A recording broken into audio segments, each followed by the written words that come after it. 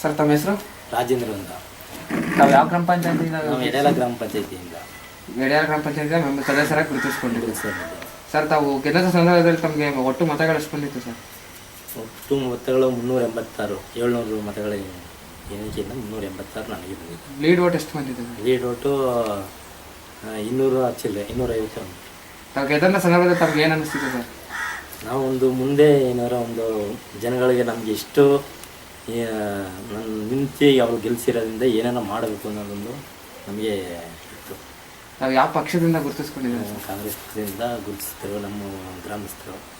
ಅದರಿಂದ ಅವ್ರು ಹೇಳ್ದಂಗೆ ನಾನು ಕೇಳ್ಕೊಂಡು ಆಯಿತು ಅಂತ ಒಪ್ಕೊಂಡೆ. ಸರ್ ತಮಗೆ 2 ವರ್ಷ ಕಾಲ ಆವಾಗಲೇ ಆಗಿದೆ. ಈ ಕಾಲಾವಧಿಯಲ್ಲಿ ತಾವು ಏನೇನು ಅಭಿವೃದ್ಧಿ ಕಾರ್ಯಕ್ರಮ ಹಮ್ಮಿಕೊಂಡಿದ್ರಿ ಸರ್? ನಾವು ಗ್ರಾಮದಲ್ಲಿ ನಮಗೆ ಯಾರು ಬಡವರು ಇದ್ದಾರೆ ಅವರೆಲ್ಲ ಒಂದು ಸ್ವಲ್ಪ ಅನುಕೂಲತೆ ಮಾಡಿಕೊಡ್ಬೇಕು ಅಂತ ನಾನು ಏನೇನು ಮಾಡಿದ್ದೀರಾ ಸರ್ ಈಗಾಗಲೇ? ಈಗ ಮಾಡಿದ್ದೇನೆ. ಮನೆಗಳು ಒಂದಷ್ಟು ಮನೆಗಳು ಬಂದಿದೆ, ಮನೆಗಳು ಮಾಡಿದ್ದೇನೆ.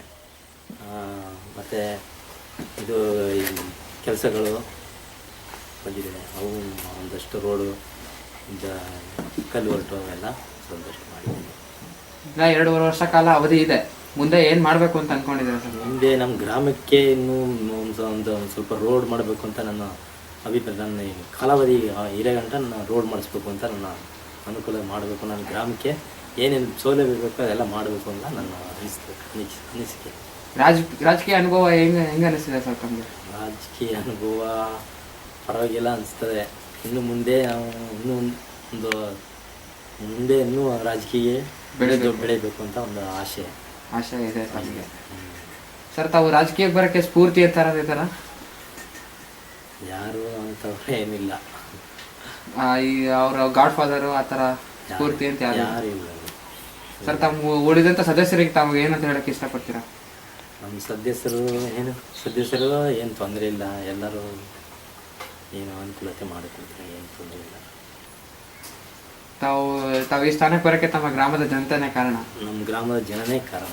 ಅವ್ರಿಗೆ ಏನು ಹೇಳಕ್ಕೆ ಇಷ್ಟಪಡ್ತೀರಾ ಈ ಮೂಲಕ ಸರ್? ನಮ್ಮ ಜನಗಳಿಗೆ ನಾವು ತುಂಬ ನನ್ನ ನಿಲ್ಲಿಸಿ ರಾಜಕೀಯಕ್ಕೆ ಇಳಿಸಿ ಅವರನ್ನು ನನ್ನ ಒಂದು ಮುಂದಕ್ಕೆ ತಂದವರು ನಮ್ಮ ಜನಗಳೇ. ಅವ್ರಿಗೆ ಏನು ಮಾಡಬೇಕು ನನ್ನ ಕೈಲಾದಷ್ಟು ನಾವು ಮಾಡಬೇಕು ಅಂತ ನಾನು ಕಟ್ಟಿದೆ.